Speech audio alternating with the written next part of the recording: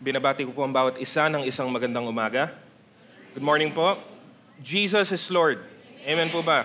No, ang mahalagang tandaan din po, kalakip ng mga magagandang titik po ng mga awitin po natin, ay yung ibig sabihin po nito. No? Napakahalagang alalahanin na kapag ka atin pong inaawit ay totoo to sa ating buhay, sa ating pong puso. Kung si Jesus nga ang Panginoon, hindi lamang Panginoon, kundi ang ating personal na Panginoon. Kailangan po itong maipakita sa pamamagitan po ng atin pong mga buhay. Kaya naman, ngayong araw na ito, nawa ang mensahe po na atin pong mapapakinggan, ang siyang maging daluyan po ng katotohanan po ng atin pong Panginoon para po sa ating lahat. Bago po tayo magpatuloy, ay muli po inaanyahan ko po ang lahat na tayo po ay manalangin. Aming dakilang Diyos, narito kami ngayon sa inyong harapan sa umagang ito. Nagpapakumbaba at nagpapasalamat sa inyong dakilang presensya, sa inyong katapatan at kabutihan sa aming mga buhay. Nawa ang aming mga handog na mga awitan, ang aming mga ikapo, mga kaloob, Panginoon, lahat ng ito ay naging katanggap-tanggap sa inyong harapan. Nawa ang mga pusong nagbigay nito ay puro at dalisay at napupuno ng pag-ibig sa inyo. Patuloy na mangusap kayo sa amin sa oras na ito sa pamamagitan ng inyong mga salita at ang mensaheng akin pong dadalhin. Nawa ang bawat isa ay makinig ng mabuti at wala pong anumang maging sagabal, maging gulo sa amin pong isip o kahit po sa aming mga pandinig. At nawa ay makuha namin ang buong buo ang inyong mensahe para sa amin sa araw na ito para din po sa linggong paparating. Patuloy na kayo, Panginoon, ang siyang kumilos sa aming mga puso at isipan. Higit sa lahat ay magdulot ito ng pagbabago sa aming mga buhay, sa aming mga salita, sa aming mga gawa, lalo na sa amin pong isipan. At sa lahat ng aming gagawin sa umagang ito, kayo lamang ang siyang mapapurihan, kayo lamang ang siyang maitaas. Nihiling namin patuloy ang presensya ng inyong banal na Espiritu na siyang maghari sa aming kalagitnaan. At kayo lamang, Panginoon, ang siyang maitaas. Maraming salamat, Panginoon. Ito ang aming dalangin sa pangalan ng aming Panginoong Jesus. Amen. Purihin po natin ang Panginoon minsan pa. Nung nakaraan pong linggo, napakinggan po natin yung mensahe ukol sa napakahalagang tema. Ang pamagat po nung last week na message po is Faith Toward God. At dito ay atin pong tinignang mabuti yung pananampalataya, kung paano ang pananampalatayang ito na mismong ukol din po, galing din po sa atin pong Panginoon ang siyang nagbabago ng puso at isipan ng mga tao na nagtutungo sa kanila na magkaroon ng tamang relasyon sa Diyos. Napakahalaga na maunawaan po natin, una sa lahat, ang atin pong sariling pananampalataya kay Kristo, sa atin pong relasyon sa Diyos, upang atin din po itong maipahayag, maipasa, at maituro din po sa mas marami pa pong ibang mga tao. Sa parehas na kaisipan ng pananampalatayang ito, ang pananampalatayang nagligtas po sa atin, ngayong umaga naman pong ito, nais kong ang atin pong focus ay ituon natin sa related po na subject, which is the grace of our God. Ang biyaya, o sa mas gusto ko pong salita, ang kagandahang loob ng Diyos at kung paano ito kumikilos sa ating mga buhay, sa ating mga puso, ay isa po sa mga pinakamahalagang konsepto at mga pangyayari, mga bagay po na atin pong dapat maunawaan sa atin pong lakbayin patungo sa pagiging makadiyos. It is so important, not only in terms of our salvation, but also in terms of our holiness. Ang atin pong layunin po na maging karapat-dapat o maging kasiyasiya sa harapan ng atin pong Panginoon. Ang ibig lamang naman pong sabihin ng kagandahang loob, ang pinaka-basic na definition nito as used in the Bible is God's unmerited favor. Ang kanyang kagandahang loob, literal po 'yun, ang kanyang kabutihan, ang kanyang biyaya, specifically na hindi karapat-dapat tanggapin ni numan. no? In terms of this conversation, ang tinutukoy po natin dito ay tayo, ang mga tao, no? Bagamat tayo ay nilikha ng Diyos, tayo po ay nagkasala laban sa Diyos at walang sino man pong nakaabot sa kanyang pamantayan o kalwalatian, no? Ang karapat-dapat sa atin na mga nagkasala laban sa kanya ay ang kanyang parusa, no? Ngunit ipinahayag ng Diyos ang kanyang kabutihan sa pamamagitan ng kagandahang loob na ito, no? Kaya nga't lagi po nating iniingatan ang magkabilang kapangitan, no? The way that many people sometimes interpret the grace of God in so many ways, no? Ang una po ay ang ang pananaw o ang kaisipan sa paraan na na taliwas doon sa expectation po ng sanlibutan, no? The world will always work forever and ever based on a merit system. Sa paraang kung saan tinitignan at kinikilatis ang atin pong kakayahan, ang atin pong mga ginagawa, ang atin pong abilidad, lahat ng kung anong meron tayo, at ito po ang tinatapatan ng kung ano man pong karapat-dapat na ganti, no? Gawa ka ng maayos, gumawa ka ng mabuti, at makakakuha ka ng mga gantimpala, no? It's how it works in school, it's how it works even in the workplace, no? And even many often, kahit po sa mga relasyon, no? At ganun po talaga dito po sa lupa. Pero ang problema sa sanlibutan po ay dala-dala ang mentalidad na ito hanggang sa mga spiritual na usapin ng buhay, no? Dahil pag tinignan po natin ang marami pong mga paniniwala, marami pong mga relihiyon na lumalaganap sa mundo, all of them except for biblical Christianity is based on the same merit system, no? Ngayon nilalagay sa larangang espiritual kung saan anong dapat mong gawin, anong kailangan mong gawin para ikaw ay makapunta sa paraiso, no? Ano ang gagawin mo para ikaw ay gantimpalaan, at ang madalas na sasagutin ng tao, kahit nga yung walang kaalaman, walang pinaniniwalaan, wala naman talagang pinangahawakan kahit anong paniniwala, ay sasabihin niya ay dapat kang maging mabuti. Dapat kang maging maayos, dapat kang maging mapayapa sa iyong pakikitungo sa kapwa, at ang mga ganitong katulad na opinyon, no? Thinking that good works, that being a good person would consequently get you into that heaven or that salvation, no? At dala-dala ito kahit sa kaisipan ng sinaunang panahon ng iglesia po, panahon po ng mga apostol, panahon po ni Apostol Pablo, nandun pa rin po yun. Di nila ma-let go, no?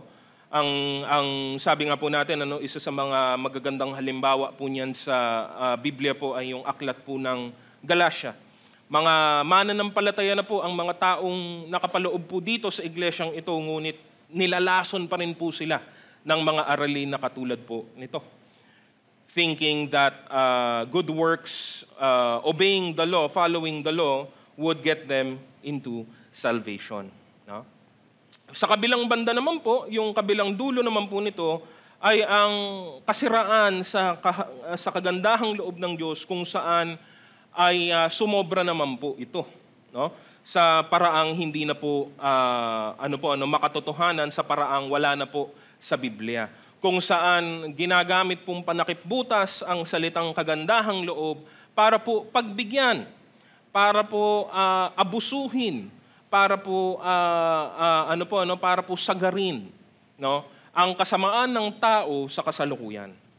Kung saan iisipin ng iba na okay lang naman maging masama, okay lang naman magkasala dahil sakop naman tayo ng kagandahang loob ng Diyos, no? Pinatawad naman na tayo, o papatawarin naman tayo, no? O kung ano pang paliwanag po na ganito po ang ibig sabihin, no? Na ang ibig sabihin ng kagandahang loob ay hindi, na yan, sagot na ng Diyos yan lahat, no? At kapag ang mga taong ito ay binawalan mo, pinaalalahanan mo, tinuwid mo, sinuway mo, ikaw pa ang lalabas na masama at ikaw pa ang babansagan nilang masyado kang legalista, no? Masyado kang mahigpit, no? They reject these kinds of correction, no? Understanding biblical grace is important, no? Dahil ang kagandahang loob ng Diyos ay sentro sa atin pong paniniwala, sa atin pong pananampalataya, sa atin pong doktrina. It is the essence of the gospel, the essence of salvation, and the essence of everything else we do as believers, as Christians. Ang pamagat po natin sa umagang ito ay transformed by God's grace, no? Ang atin pong pinakamagiging teksto po ay galing po sa aklat po ng Tito, Kabanata 2, 11 hanggang 14.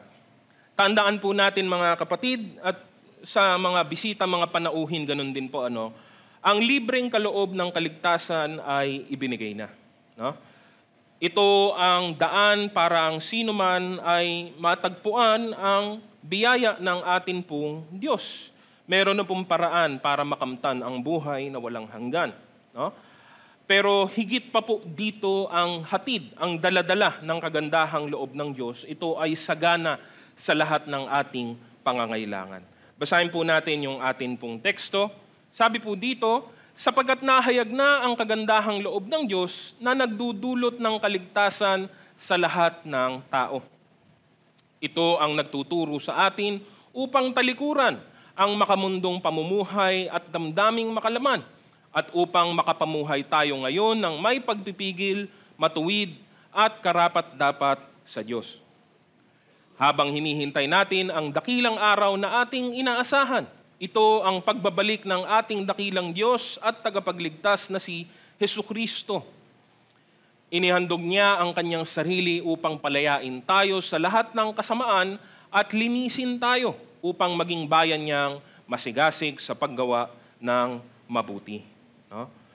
Kumpleto po. No? Sa ilang mga salita lamang po, ang nagsulat po nito ay walang iba kundi si Apostol Pablo patungo sa kanyang sa kapwa niya lingkod na si Tito.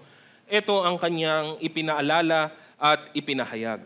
No? Unang bahagi po, number 1 is that the grace of God saves us. It is only by God's grace. No? Wala na pong ibang dahilan kung bakit ito nangyari, bakit ito naganap. It was never our own doing. It was never our own condition. Hindi po dahil sa anumang ginawa natin. No?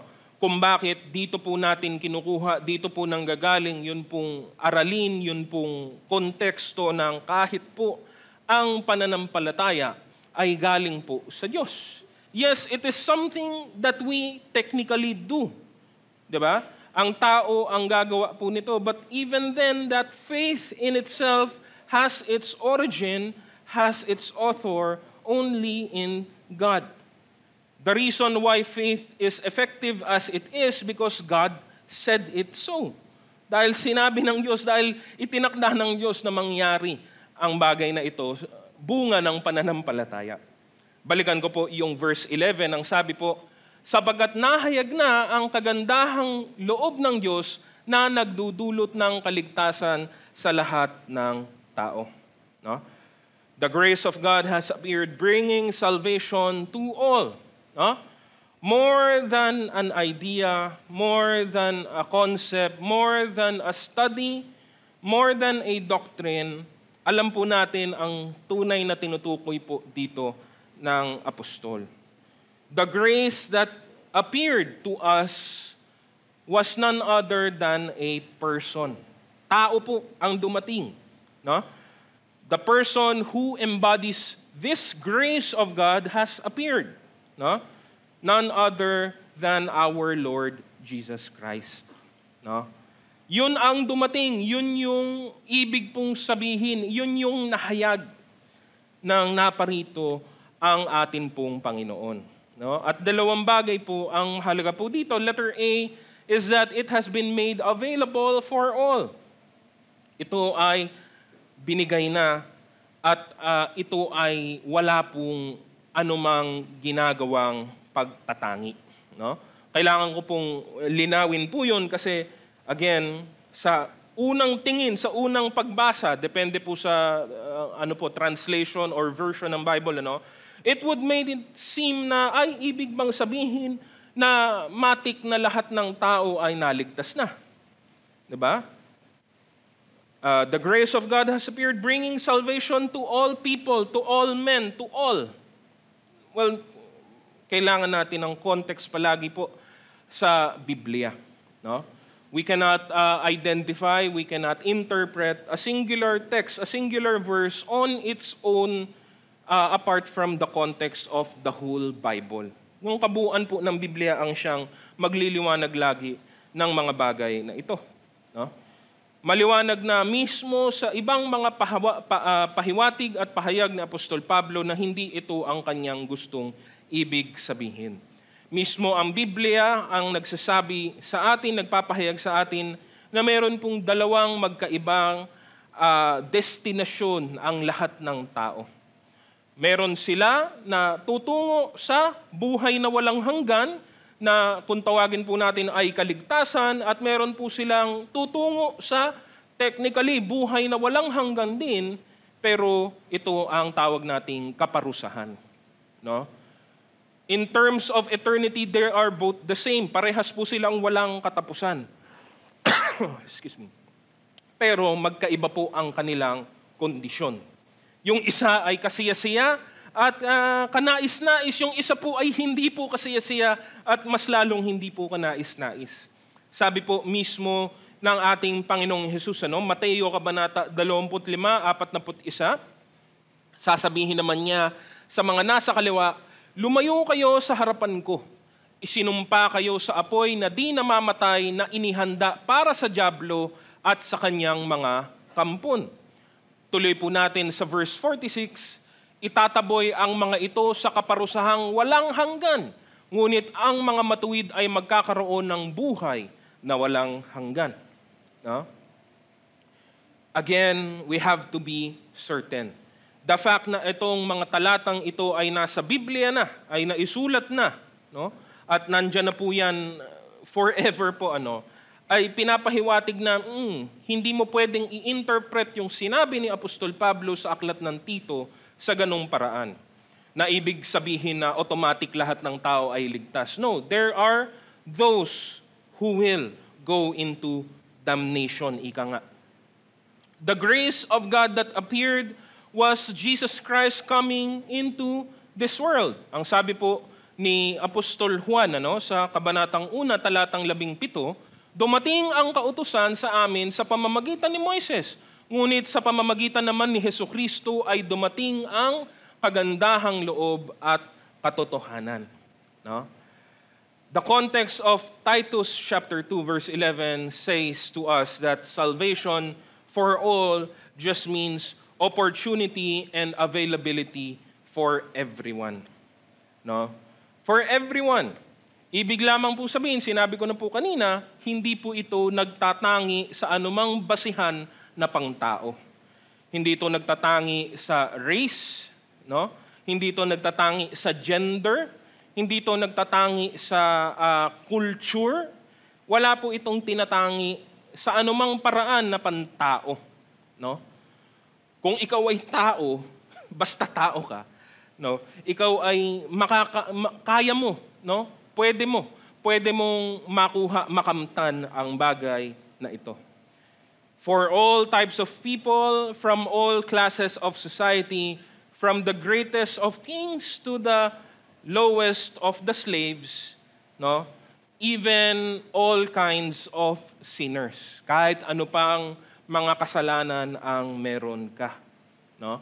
Dahil tandaan, ang kaibahan, ang pagdating ng kagandahang loob ay iba sa panahon ng lumang tipan. Kung saan sa lumang tipan ang biyaya ng Panginoon ay tanging nakapatong po diretso lamang sa kanyang piniling bayan ng Israel. No? Sila ang kanyang bayan at ang biyaya ng Diyos ay nasa kanila. Sure, may mga nadadamay po, no? May mga napagpapala po kasi yun naman din talaga ang layunin ng Diyos sa kanyang bansang Israel na sa pamamagitan ng Israel ay sa pagpapala sa kanila ay maging pagpapala rin sila sa iba, no? Pero hindi yun ang madalas nangyari. Pero it gives us context kung bakit nga naiiba ang pagdating ni Jesus. Sabi po sa aklat ng Deuteronomio 7:6-8, kayo ay bansang itinilaga kay Yahweh. Hinirang niya kayo sa lahat ng bansa upang maging kanyang sariling bayan. Pinili niya kayo at inibig hindi dahil mas marami kayo kaysa ibang mga bansa. Sa katunayan, kayo pa nga ang pinakakaunti sa lahat. Pinili niya kayo dahil sa pag-ibig niya sa inyo at sa kanyang pangako sa inyong mga ninuno. Ito rin ang dahilan kaya niya kayo iniligtas sa kamay ni Paraon sa pamamagitan ng kanyang kapangyarihan. No? Very specific. Special yung relationship ng Israel sa Diyos. It was a covenant relationship. No?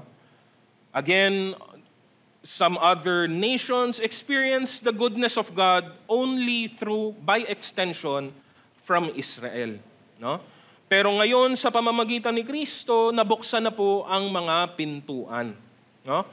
The doors or the gates have been opened at wala na po ngayon distinction, wala na pong pagtatanging naiwan. Ang katunayan po nito ay ang nakasulat po sa aklat ng Epeso, Kabanata 2:14-19. Sapagkat si Kristo mismo ang nagbigay sa atin ng kapayapaan dahil ang mga Hudyo at ang mga Hintil ay kanyang pinag-isa. Again, to remind those na hindi po familiar po, ang mga Hudyo po ay ang mga Hudyo, ang lahi ng mga Hudyo, ang mga Israelita, which hanggang sa panahon po natin ngayon ay meron pong bansang Israel. Ang mga Hintil naman po or Gentile po ay ibig lamang po sabihin lahat ng hindi Israelita. Sa kontekstong ito, yun lang po ang ibig niyang sabihin. Kung Israelita ka, taga-Israel ka. Kung hindi ka taga-Israel, Hintil ka, automatic. Lahat tayo mga Pilipino, tayong mga hindi taga-Israel, Hintil po tayo lahat.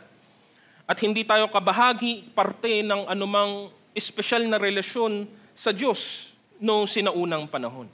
Pero ngayon, ang sabi, dahil ang mga Hudyo at ang mga Hintil ay kanyang pinag-isa. Sa pamamagitan ng kanyang katawan, pinawi niya ang alitan na parang pader na naghihiwalay sa atin. Pinawalang bisa niya ang kautosang pawang mga utos at alinuntunin upang ang mga Hudyo at mga Hintil ay maging iisang bayan na lamang at sa ganito'y maghari ang kapayapaan. Sa pamamagitan ng kanyang kamatayan sa krus, winakasan niya ang kanilang alitan, pinagkasundo sila sa Diyos at pinagbuklod sa iisang katawan. Naparito nga si Kristo at ipinangaral niya sa lahat ang magandang balita ng kapayapaan sa inyong mga Hintil at sa inyong mga Hudyo. Dahil kay Kristo, tayo'y kapwa nakakalapit sa presensya ng Ama sa pamamagitan ng iisang Espiritu. Sa makatuwid, hindi na kayo dayuhan o taga-ibang bansa, kundi kababayan na ng mga hinirang ng Diyos at kabilang sa kanyang sambahayan. Ito po ang ginawa ng kaligtasan, ito po ang ginawa ng kagandahang loob ng Diyos. There is no one beyond the reach of God's grace. There is no sin too great that cannot be forgiven. Jesus Christ makes no distinction. Sino ka man, saan ka man nanggaling, ano pa ang iyong nagawa, ano pa ang iyong naging buhay, sa ilalim ng biyaya ng Diyos ay kaya kanyang iligtas. That is salvation, made available for all. Pero mahalaga po sa pangalawa, letter B, only through faith in Jesus Christ. At dito po papasok, yun nga pong napakahalagang punto na atin pong napakinggan nung nakaraang linggo din po. Pananampalataya po ang paraan para ma-access natin ang biyaya pong ito. The saving grace of God is Jesus Christ Himself. And apart from Christ, there can be no salvation. No? Liban sa Kanya, liban kay Kristo, wala pong anumang kaligtasan ng sino mang tao. Sabi po sa Aklat ng Mga Gawa, Kabanata 4, 11 hanggang 12, ang Jesus na ito, ang batong itinakwil ninyong mga tagapagtayo ng bahay, ang siyang naging batong panulukan. Sa Kanya lamang matatagpuan ang kaligtasan, sapagkat walang ibang pangalan ng sinumang tao sa buong mundo na ibinigay ng Diyos sa mga tao upang tayo ay maligtas. No? Salvation has been made accessible, it has been made available, no? But only effective for those who truly trusted in Jesus Christ. Ito po ang malagim, sa isang banda, malagim na realidad. Meron mga taong na kay Kristo at nasa kaligtasan, at merong mga taong wala pa kay Kristo at wala po sila sa kaligtasang ito. No? That's the reality of this life, of this current time. No? At kailangan, sa isang banda nandun na po, built-in na po doon sa konteksto po nito, na kailangan mong siguraduhin nasan ka. You cannot be on the fence forever. Hindi ka pwedeng namamagitan sa dalawang panig na ito habang panahon. You have to choose. You have to make sure where you stand right now at this very moment. No? It does not matter. No? It does not matter what you are doing. No, hindi po doon nakabase ang kaligtasan, kundi meron ka ba talagang tunay na relasyon sa Diyos sa pamamagitan ni Kristo. Because many put their trust in their activities. Many are attending church. Many are religious. Many are busy with so many things. Pero kung wala po ang pananampalatayang ito, wala po ang pagtitiwalang ito, wala pong kaligtasan. No? It is not membership, it is not religiosity, it is not tradition that will save you. Only Jesus Christ and having a proper relationship with Him will lead anyone to salvation. Sabi po sa Aklat ng Juan 3:36 po, ang sumasampalataya sa anak ay may buhay na walang hanggan, ngunit ang hindi sumusunod sa anak ay hindi magkakaroon ng buhay. Sa halip, mananatili sa Kanya ang puot ng Diyos. No? After itong, again, gustong-gusto ko pong balikan yung context po niyan. Matapos yan sabihin ang talatang 16. Kilala nating lahat. No? For God so loved the world. Pero matapos sa pagtatapos ng kabanatang 3 ng Aklat ng Juan, ito po ang sinabi. You cannot assume anything. Do not assume. Ano po yun? Isang malaking pagkakamali po yun kung atin pong gagawin. Kung atin pong i-assume ang atin pong kalagayan sa kasalukuyan. No? We must be in this saving relationship. No? We are reminded that knowing about God is not enough. Knowing about Jesus is not enough. Because bilyon pong mga tao ang napahamak. Ngunit kilala naman nila.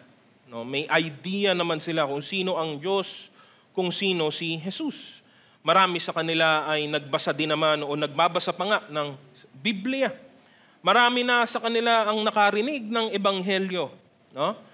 Marami sa kanila alam kung sino si Kristo, ano ang Kanyang ginawa, ano yung Kanyang mga katuruan, ano yung Kanyang mga himala. No?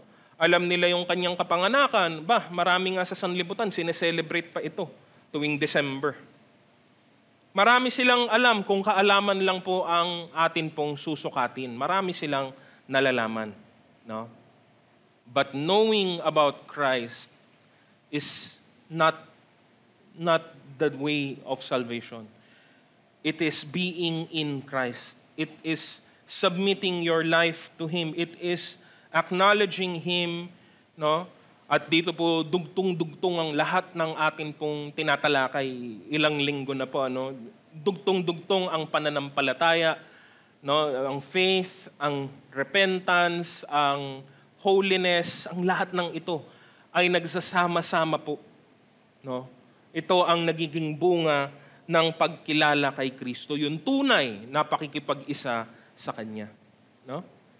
Kaya nga ang sabi po sa Aklat ng Roma, Kabanata 10:17, kaya't ang pananampalataya ay bunga ng pakikinig at ang pakikinig naman ay bunga ng pangangaral tungkol kay Kristo. No? May minimum requirements. Kailangan may mangaral, kailangan may makinig. No?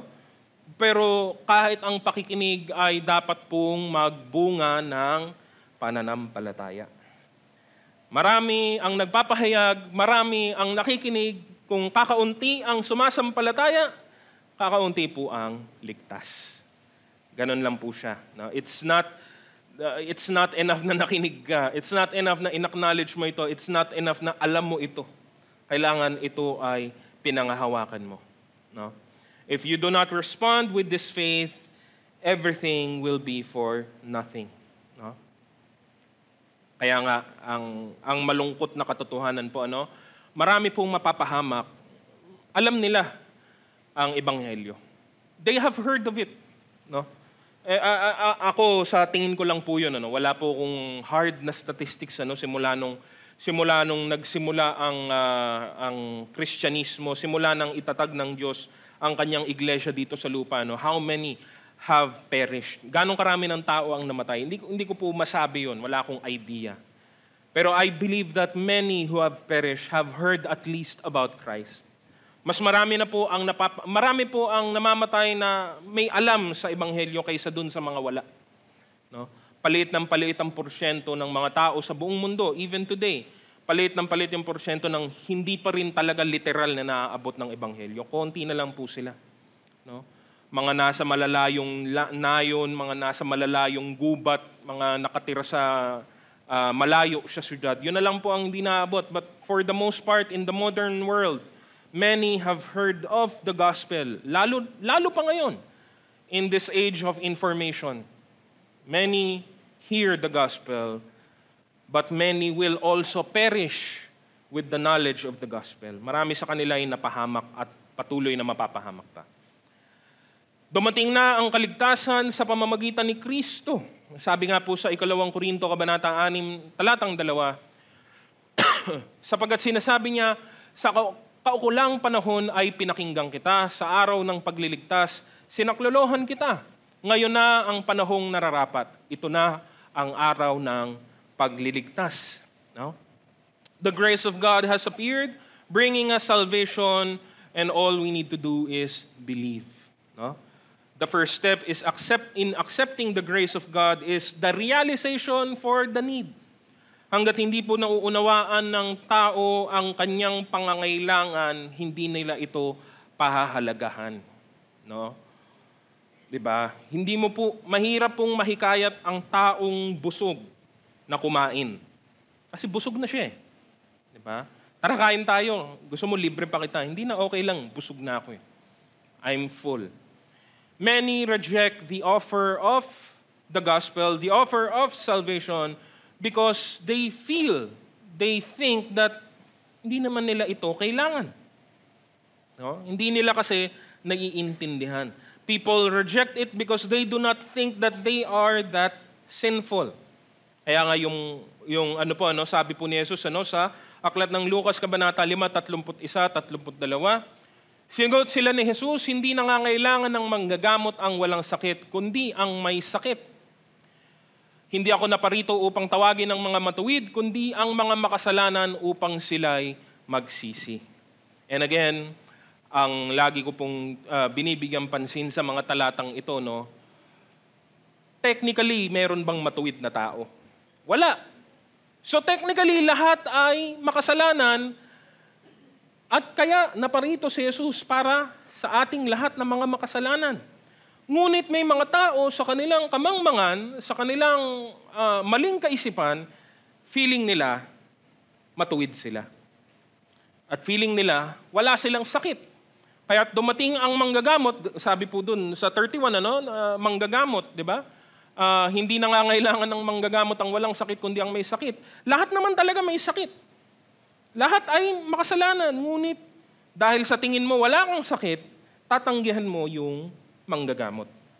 You would reject anything and everything that comes from Christ. No? Kaya nga, doon po lagi yung unang hakbang.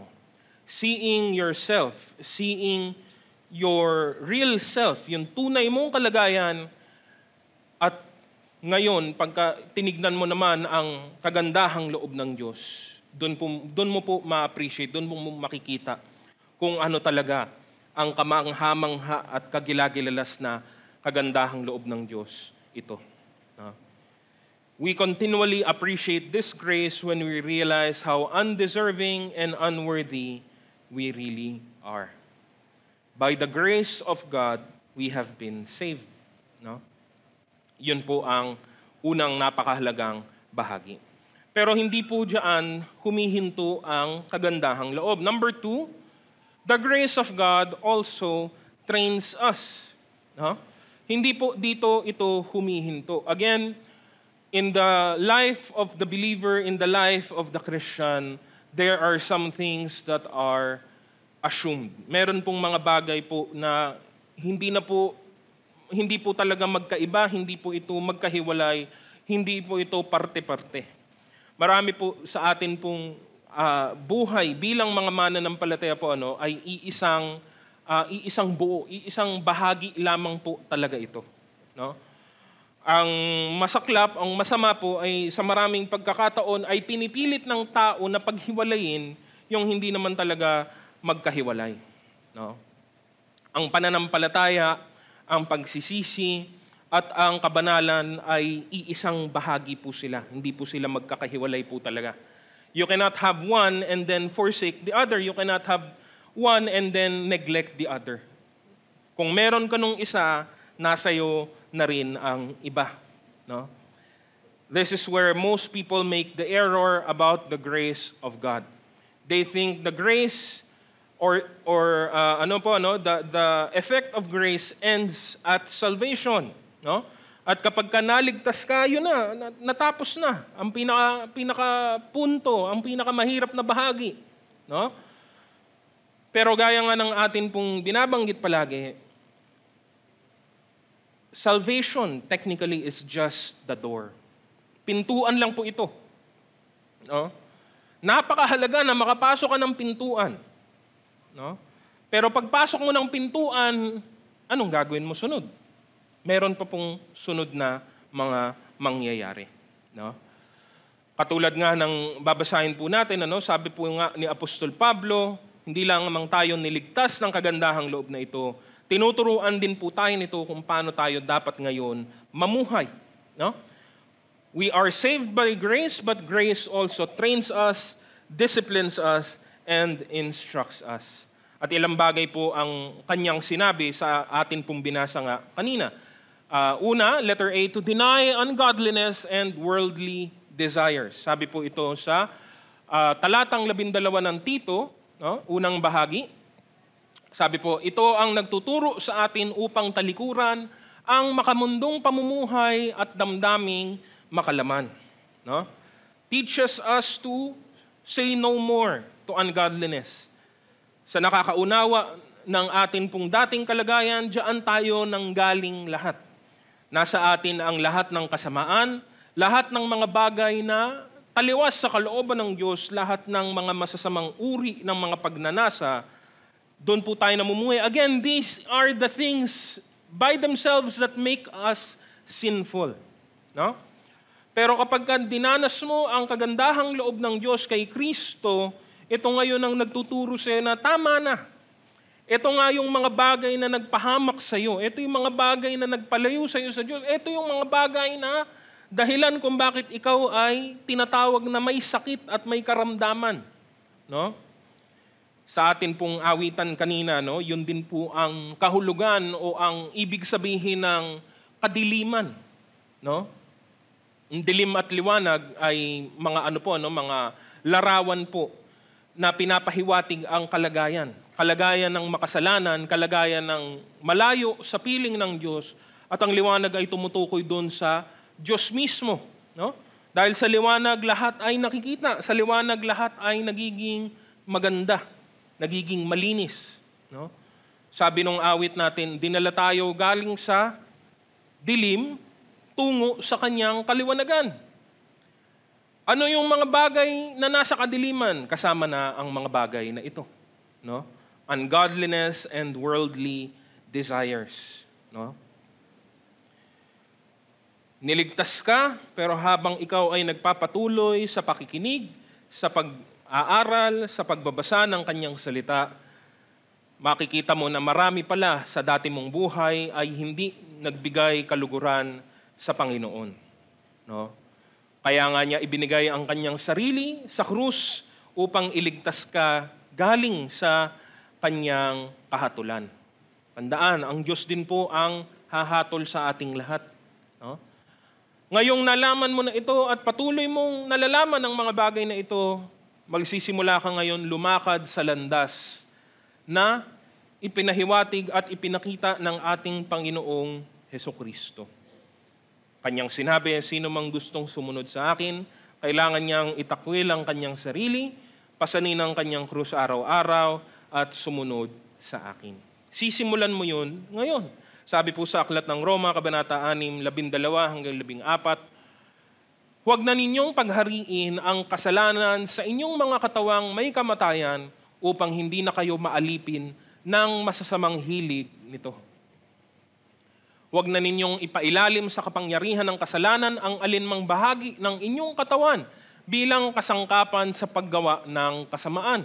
Sa halip, pasakop kayo sa Diyos bilang mga taong namatay na at muling binuhay, at inihandog ninyo sa Kanya ang inyong katawan bilang kasangkapan sa kabutihan.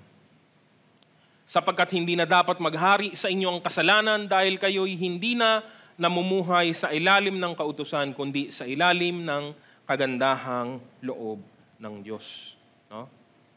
Kaya nga, makita po natin dito, from the word itself, ungodliness. No? Kabaliktaran ng godly. No? Kung meron para sa Diyos o maka-Diyos, ito yung mga bagay na hindi maka-Diyos. No?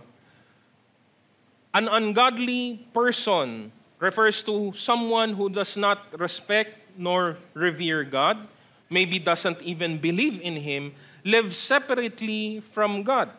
No? Those people who are openly evil and immoral in every way.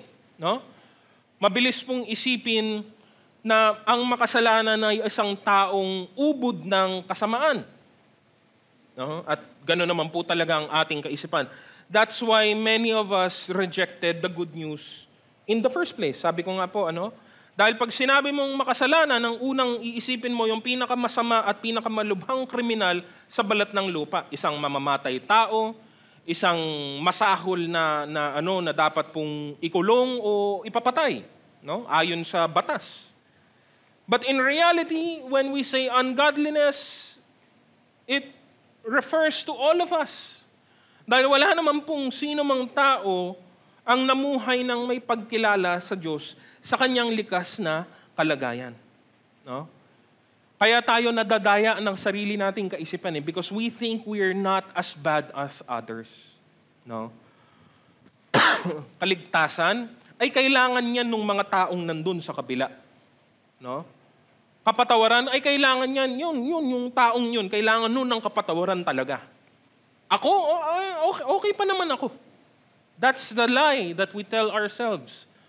We told ourselves for so many years, for so long in our lives, na okay, hindi ako perfect, pero hindi naman ako sobrang sama. But an ungodly person is someone who denies God, who ignores God, who lives a life that is against the righteousness of God. At pagka dinescribe natin ito, dinefine natin ito sa ganitong paraan, well, pasok po tayong lahat dyan. Sabi po sa Roma, Kabanata 1, talatang 21, sabi nga dito, kahit na alam nilang may Diyos, siya hindi nila pinarangalan bilang Diyos, ni pinasalamatan man lang. Sa halip, naghaka-haka sila ng mga bagay na walang kabuluhan, kaya't nagdilim ang hangal nilang pag-iisip. No? Sama po tayo dyan. Ang mga makamundong pagnanasa naman ay tumutukoy doon sa pinapahiwatig na maganda, kaaya-aya at kanais-nais ng sanlibutang ito.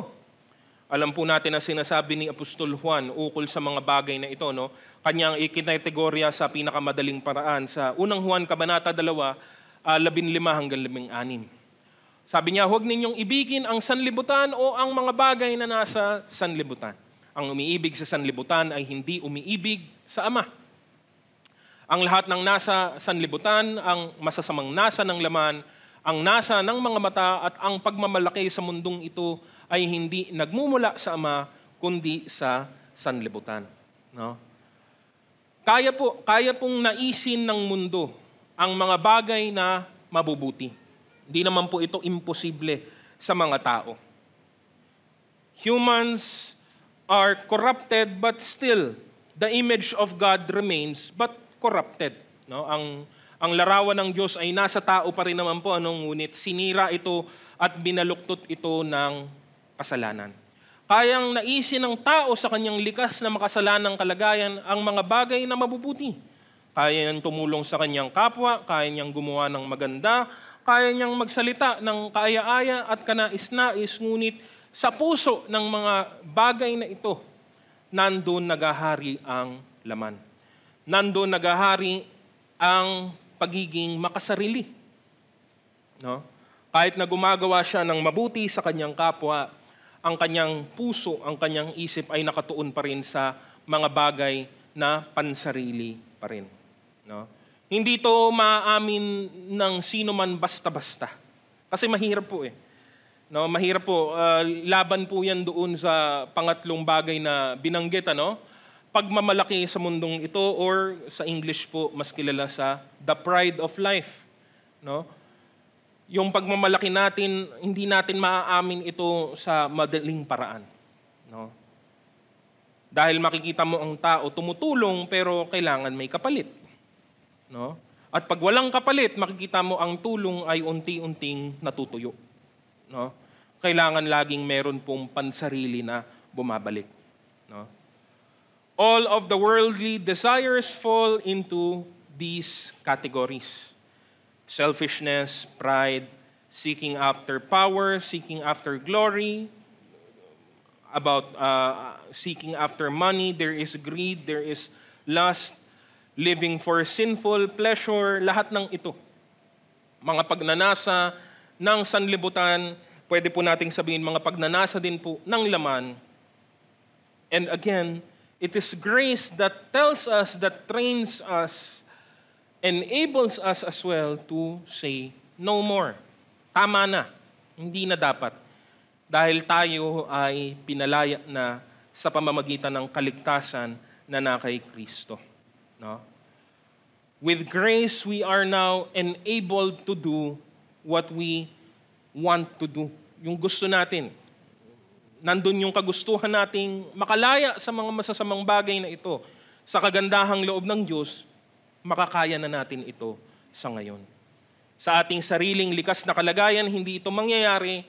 Sa biyaya ng Diyos, ito ay mangyayari. No? Again, lagi pong two-step ang madalas pong pagpresenta ng ganitong katuruan ng Biblia po. No?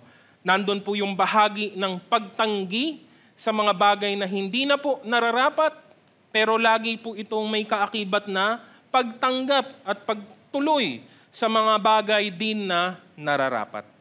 Meron kang hinihindian at meron ka rin pong kailangan gawin. Hindi po pwedeng puro hinto lamang. Hindi po pwedeng puro pagpipigil lamang. Kundi kailangan din po nating ipagpatuloy ito sa katwiran. At doon po papasok yun pong letter B. No? God's grace trains us to live self-controlled, to live uprightly, and to live godly lives. No? Kaya nga makikita po natin yung opposite nandun na po mismo sa dalawang bahagi po. Kung sa una ay i-reject dapat natin ang ungodliness, yung karugtong? Di dapat tayong mamuhay ng makadiyos naman ngayon. Ito po ang katuloy ng talatang 12, ikalawang bahagi naman po. At upang makapamuhay tayo ngayon ng may pagpipigil, matuwid at karapat-dapat sa Diyos. No?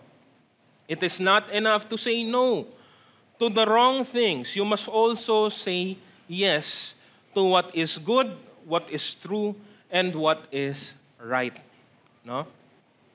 Kailangan nating mamuhay. At ito po ang atin pong pinaghahandaan, ito po ang atin pong pinag-aaralan, ito po ang atin pong pinagtsatsagaan. Kasi hindi po ito madali.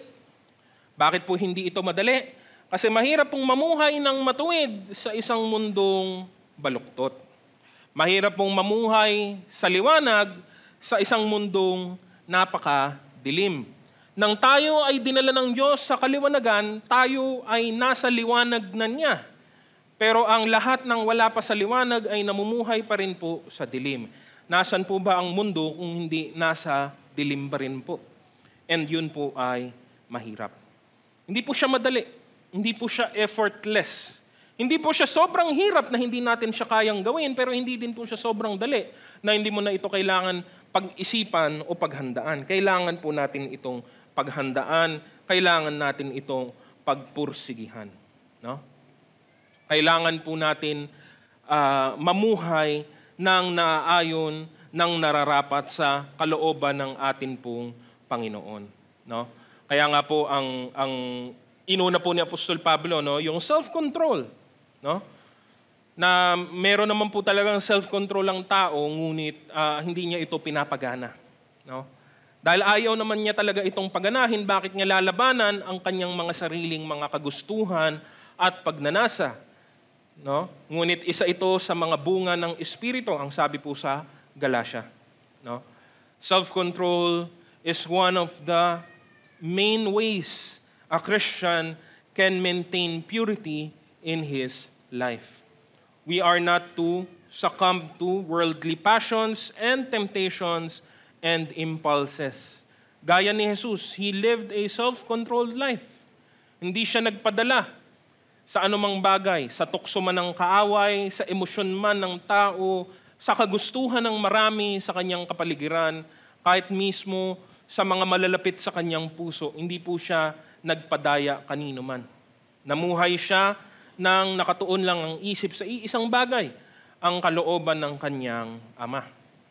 Sabi nga po sa Aklat ng Roma, Kabanata 6, Talatang 6, alam natin na ang dati nating pagkatao ay naipako na sa krus kasama niya upang mamatay ang ating makasalanang pagkatao at nang hindi na tayo maalipin pa ng kasalanan.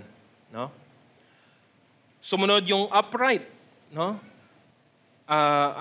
Uprightly living, righteous living, ang isang buhay na isang buhay na meron pong tunay na katwiran at pagiging matuwid, no? Again, para po ito ay maging maliwanag, kailangan po natin itong iayon sa pamantayan ng atin pong Panginoon, no? Righteous in this sense can also mean what is good, no? Kung ano sa pinakamababaw, yun po yung pwede niyang maging ibig sabihin, kung ano yung mabuti at nararapat. But therein lies the problem. While we are in the world, ang mundo ay may sariling pamantayan sa kung ano ang mabuti, karapat-dapat at kaaya-aya. Mismo yung katwiran sa sanlibutan ay iba sa katwiran ng atin pong Panginoon. Kaya't mahalaga po ang pagiging matuwid ay meron pong basihan. Base po ito sa mismong pamantayan ng atin pong sinusunod na Diyos. Hindi po tayo pwedeng maging matuwid sa mata ng mundo.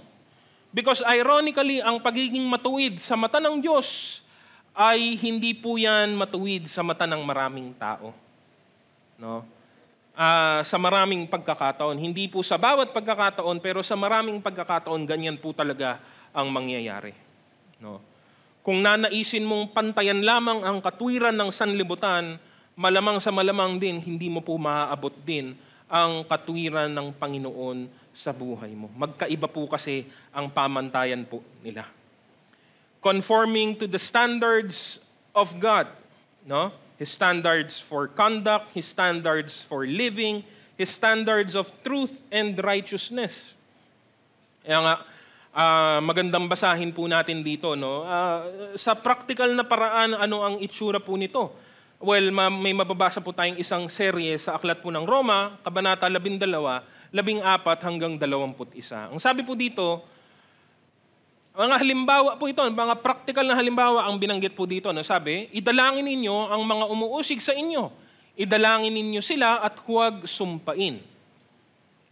Makigala kayo sa mga nagagalak at makitangis sa mga tumatangis. Magkaisa kayo ng saloobin. Huwag kayong magmayabang, sa halip ay makisama kayo kahit sa mga dukha. Huwag ninyong gantihan ng masama ang masama, sikapin ninyong mamuhay ng marangal. Hanggat maaari, makisama kayo ng mapayapa sa lahat ng tao. Mga minamahal, huwag kayong maghihiganti. Ipaubaya ninyo iyon sa Diyos, sapagkat nasusulat, akin ang paghihiganti, ako ang gaganti, sabi ng Panginoon. Subalit kung nagugutom ang iyong kaaway, pakainin mo. Kung nauuhaw, painumin mo. Sa gayon ay magbubuntun ka ng mga baga sa kanyang ulo. Huwag kayong magpadaig sa masama, kundi daigin ninyo ng mabuti ang masama. Isang magandang halimbawa po, no? Isang serye ng mga pangungusap ni Apostol Pablo kung paano dapat mamuhay ang mga sumasampalataya kay Kristo. Again, hindi po ito madali. We are being held to a higher standard than ourselves, than the world. No? Kaya yung iba, hirap na hirap po dito. Kaya kailangan mo itong aralin, kailangan mo itong hingin ng tulong sa Panginoon. No? Ang pamantayan natin ngayon ay ang Diyos na mismo, hindi na po ang sanlibutang ito. At panghuli, ang pagiging makadiyos, godliness refers to holiness and devotion to God. No? Tumutukoy lamang ito sa isang buhay, isang pamumuhay na kalugod-lugod sa atin pong Panginoon. Something that is pleasing and acceptable to God. No? Pag sinabi mong ang taong ito ay makadiyos, siguro isa na po yun sa mga pinaka matataas na commendation na pwede mong ibigay sa kapwa mo po. No? Tinutukoy ko po, mananampalataya ito, syempre, sa kapwa din po mananampalataya. Pag sinabi mong yung taong yan ay isang makadiyos na tao, no? Hindi ibig sabihin siya ay perpekto. Hindi ibig sabihin na siya hindi nagkakasala. Hindi ibig sabihin na lumulutang na siya sa ere. Hindi po. No? Pero pag sinabi mong itong taong ito ay makadiyos, alam mo na nakapaloob ang kanyang buhay, nakapaloob ang kanyang salita, nakapaloob ang kanyang mga ginagawa sa kung ano ang pinaka nakalulugod sa Panginoon. No? At ang nakalulugod sa Panginoon ay ang sumunod sa Kanya. Gawin ang Kanyang kalooban. No? Gawin ang Kanyang, tuparin ang Kanyang mga iniuutos. Gaya ng pagpapahayag ng Kanyang salita, ang patuloy na patuloy na pagsunod sa Kanyang utos na gawing alagad ang maraming tao. No? Ang pagiging makadiyos ay ang paghahanap sa kalwalatian ng atin pong Panginoon. Sabi po sa unang Korinto, Kabanata 10:31, kaya nga kung kayo'y kumakain o umiinom o anuman ang ginagawa ninyo, gawin ninyo ang lahat sa ikararangal ng Diyos. Yan po ang pagiging makadiyos dito. No? Ilang mga bagay pa po, letter C, tinuturuan din po tayo na atin pong asahan ng may buong kagalakan, ng may buong pag-aasa ang atin pong biyaya galing po sa Panginoon. Sabi naman po ito sa talatang 13, habang hinihintay natin ang dakilang araw na ating inaasahan. Ito ang pagbabalik ng ating dakilang Diyos at tagapagligtas na si Jesucristo. No? Again, it teaches us, trains us to wait for the blessed hope and appearing of the glory of our great God and Savior, Jesus Christ. No? Ang unang pagdating ni Kristo ay sa biyaya, dala-dala ang kaligtasan. No? Sa una niyang pagdating, ang kanyang kalwalatian ay sa malaking parte ay natatakpan. Pero sa kanyang muling pagparito, ang kanyang pagpapakita ay buong kalwalatian po niya ang kanyang ipapahayag. No? Dala-dala ang pagtatapos ng kaligtasan para sa kanyang mga piniling tao. Pero dala-dala din po niya ang matinding kahatulan sa kanila na hindi nanalig sa kanya. Sabi po ng aklat ng pahayag, 22:12, at sinabi ni Jesus, makinig kayo, darating na ako. Dala ko ang mga gantimpalang ibibigay sa bawat isa ayon sa kanyang ginawa. No? Para sa kanila na kumilala kay Kristo, ang kanyang pagbalik ay isang buhay na pag-asa. Dahil ito ay inaabangan nila ng may buong kagalakan at pananabik.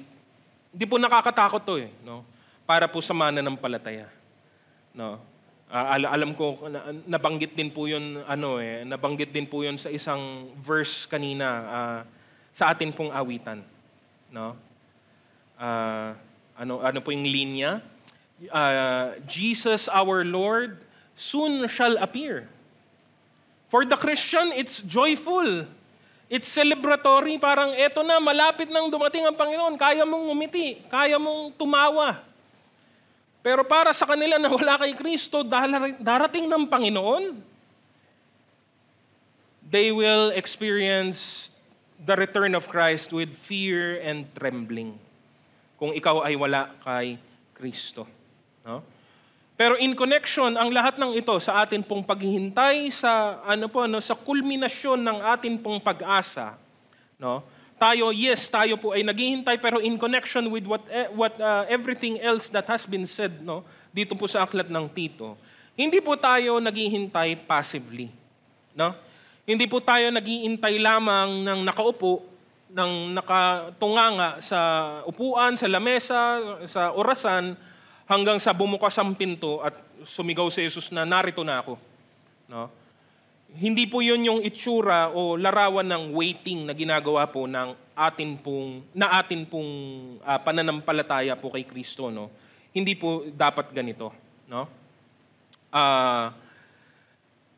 Siguro ang magandang larawan po na dapat nating isaisip sa paghihintay natin sa Panginoon, sa kanyang muling pagbabalik, ay hindi naman po malayo sa katotohanan ng atin pong nararanasan sa buhay natin dito, no? Kung ikaw ay naghihintay ng importanteng dalaw o bisita sa iyong bahay, what will you be doing up until the point that your visitor comes? Meron kang importanteng bisita, panauhin na darating sa iyong bahay, anong gagawin mo leading up to that moment bago siya dumating? Kung ako, kung kayo, kung marami sa atin ay assume iisa lamang po ang magiging sagot po natin. Well, depende yan siguro sa kalagayan ng atin pong tahanan. Ang magiging sagot ng marami ay malamang sa malamang, nagliligpit ka at naglilinis ng bahay. Pinapaganda mo, inaayos mo, inaalis mong mga kalat, tinatapon mong mga basura, at pinapalinis, pinapakinang ang lahat ng pwedeng linisin at pakinangin para pag dumating ang iyong importanteng bisita, alam mo po yun, wala siyang mapuna, no? Hindi siya mapangitan, ma-feel niya na welcome siya at pinaghandaang mabuti ang kanyang pagdating. No? So, the same can be said of our waiting for Christ. No? Hindi po darating ang Panginoon sa literal na bahay natin. Tayo po ang dadatnan ng Panginoon. Yung buhay natin ang dadatnan ng Panginoon. So anong dapat mong ginagawa habang ikaw ay nag-iintay sa Kanya? No? We should keep our attention to our lives. If your hope is set on the return of Christ, you should purify your life from sin. Linisin mo. Or hindi tayo nga, technically, hindi nga tayo ang naglinis sa ating sarili. Nilinis tayo ng Diyos at ang layunin natin ay panatiliin na lang po ang kalinisang ito sa pamamagitan ng banal na spirito. No? Sabi po ng aklat ng unang Juan, Kabanata 3, talatang 3, kaya't ang sino mang may ganitong pag-asa ay nagsisikap na maging malinis ang pamumuhay tulad ni Kristo. Isa pa, habang wala pa po ang Panginoon ay hindi lamang po siya bisita, technically. Ginamit ko po yung halimbawa na bisita sa bahay, ngunit ang Panginoon hindi po siya bisita. Siya po ang Panginoon ng bahay. No? Siya po ang Panginoon ng atin pong buhay. No? So, habang wala pa ang Panginoon, habang hindi pa umuuwi, hindi pa tayo binabalikan ng Panginoon, dapat tayong maging masigasig sa ating mga ginagawa. No?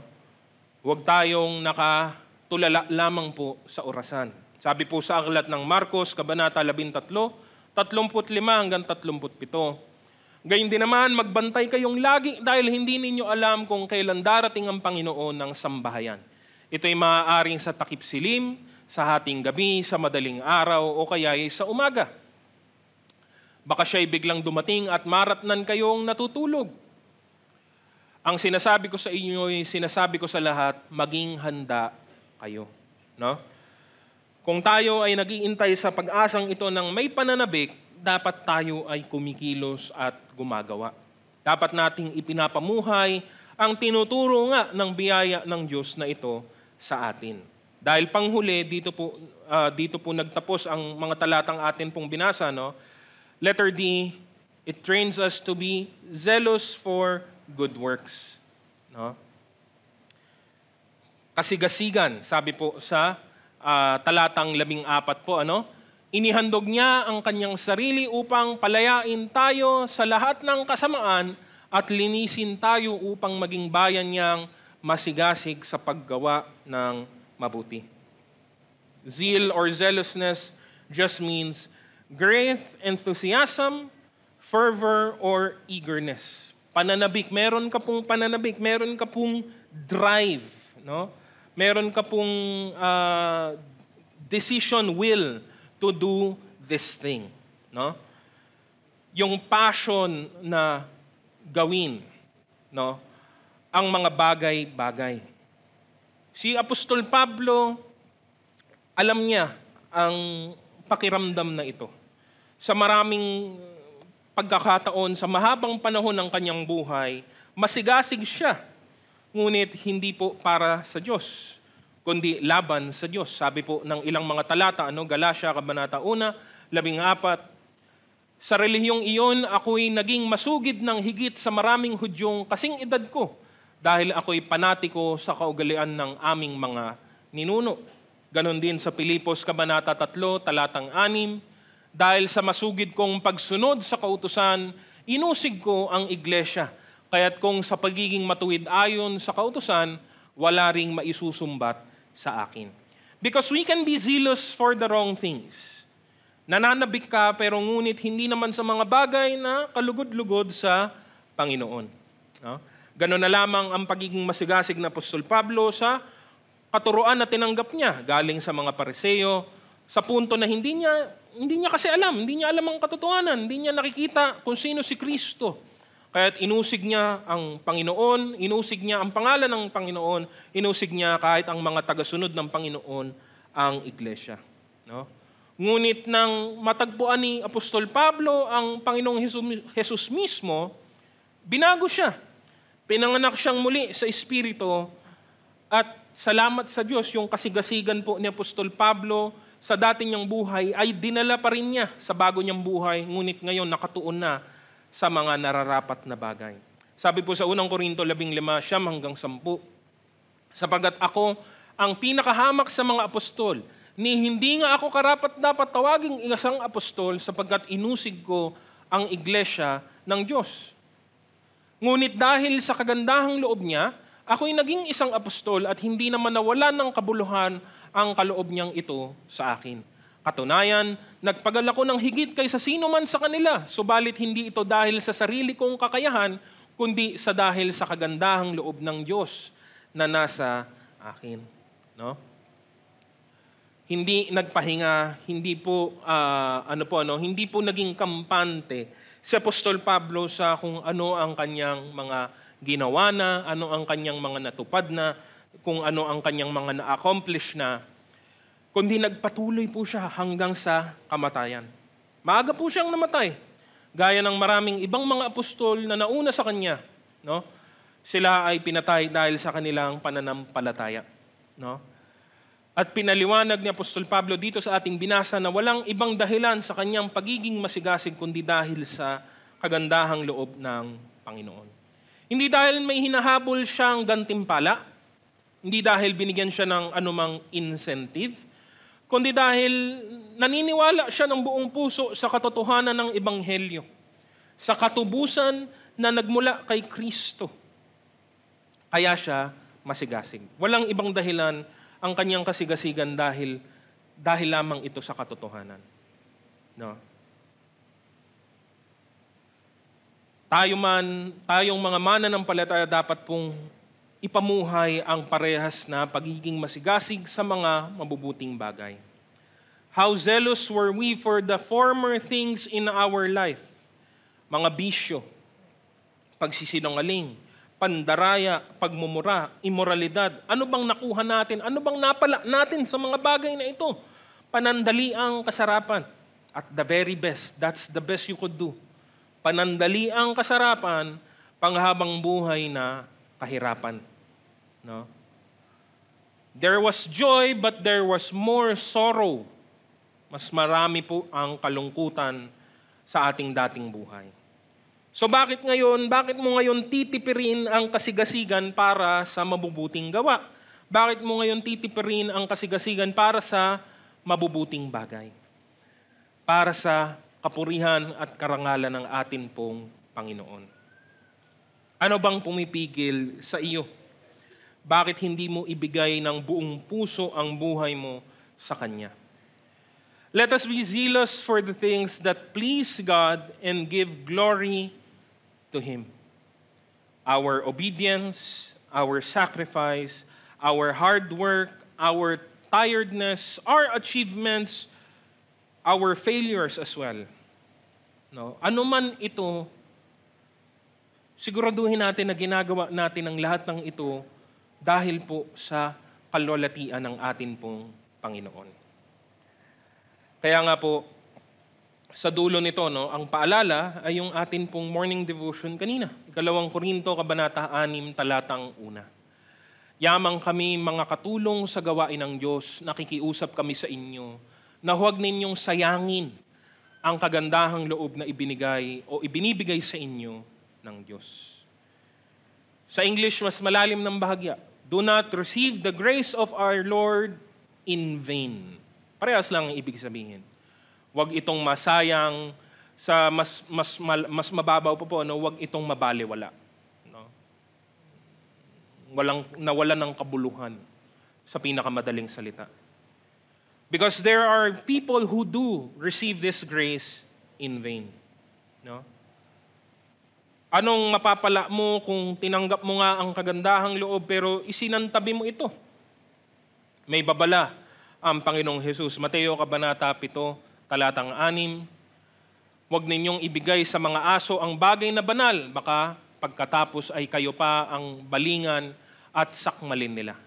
Huwag ninyong ihagi sa baboy ang inyong mga perla sapagat yuyurakan lamang nila ang mga iyon.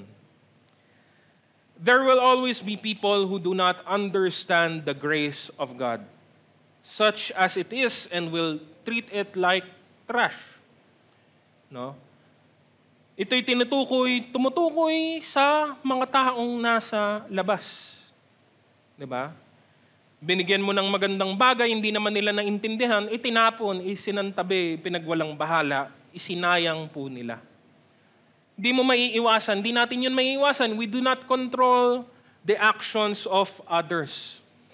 Ang paalala ni Pablo sa 2 Korinto 6:1 ay sa atin. Na tayo mismo, huwag natin gawin ang ginagawa ng iba o ang ginawa na ng iba. Grace is not a license to sin. It is not an excuse for irresponsibility. No? Hindi po ito, wag na wag mong gawing dahilan ito para gamitin mong lisensya para sa kasamaan at kasalanan. No?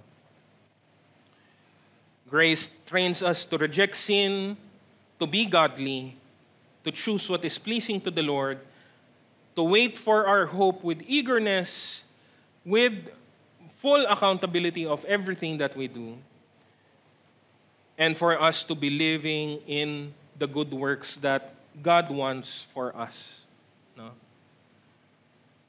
Sa atin pong pagtatapos, nawa patuloy po nating maunawaan, patuloy po nating sariwain sa ating puso ang kagandahang loob ng Diyos at ang epekto nito sa atin pong buhay.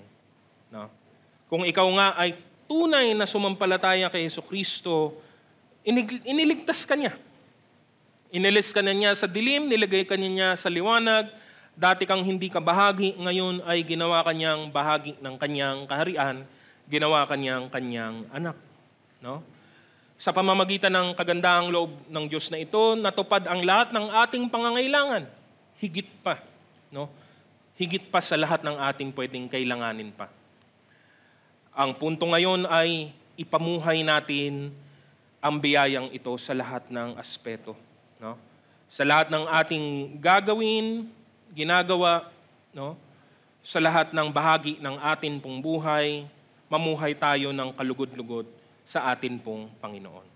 Sabi po sa 2 Korinto, Kabanata 9, talatang 8, at kaya ng Diyos na pasaganain ang lahat ng biyaya sa inyo upang sa pagkakaroon ninyo ng sapat sa lahat ng bagay ay palagi kayong sumagana sa bawat mabuting gawa.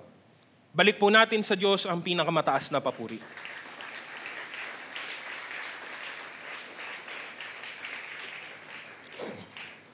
Sa pagtatapos po natin sa atin pong gawain, inaanyahan ko po ang bawat isa na tumayo na po at tayo po ay manalangin.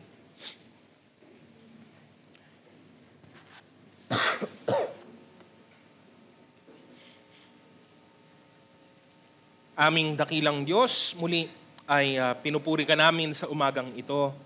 Nagpapasalamat kami muli na naniwa sa aming mga puso at isipan ang kahanga-hangang biyaya ninyo sa aming mga buhay.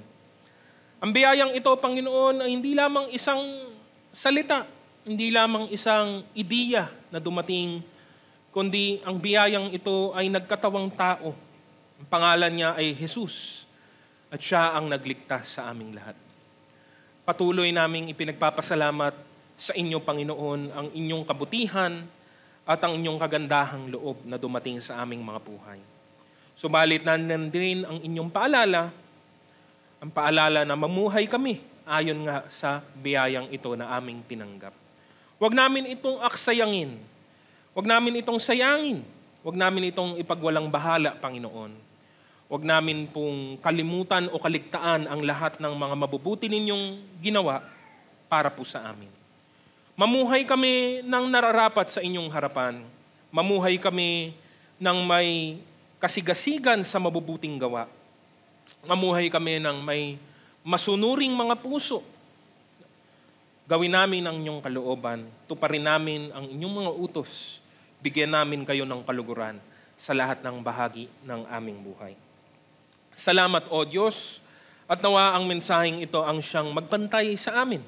Itong mga salitang ito ang siyang aming pagbulay-bulayan sa mga darating na araw upang sa lahat ng oras, sa lahat ng dako, maibigay namin na ang nararapat na pagsamba sa inyo.